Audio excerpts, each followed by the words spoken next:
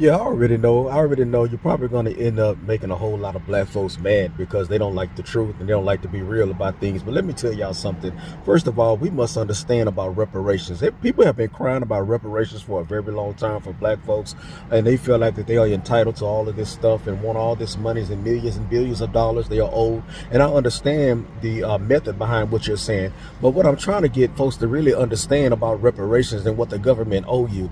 Did you not know that the government has paid out more money than any government all over the world? Okay, when you look at reparations, how many black folks have gotten food stamps and raised on food stamps? Okay, some of y'all been on food stamps all y'all life. Some of y'all, that's all you know. Even when you become an adult, the first thing that your grandmother, your mama, and all them tell you is to go what? Apply for food stamps, and keep that thing going. Some of you have food stamps as a generational curse. You have been on food stamps all of your entire life, and you even made your friends get on food stamps. And let's talk about some of this disability that some of y'all really don't even qualify for. How many old folk I see on disability hunched over and got all these wheelchairs and got these expensive bikes that they riding on, because they can't walk around the store. But you go online and you look at their church videos, they shouting up and down the aisle, jumping, turning flips and all kinds of stuff.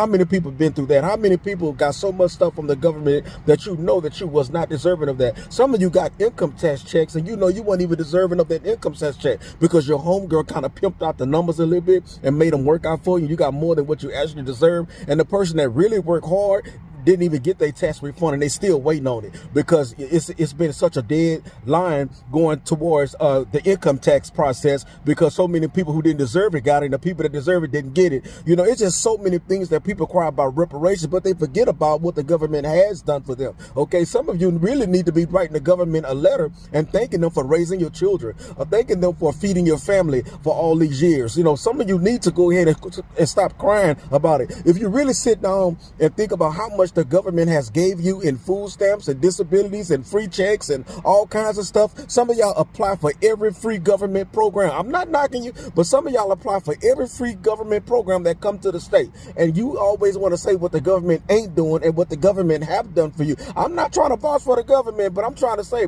I believe that if we do the math, we already got reparations, honey. And then, hold on, wait a minute.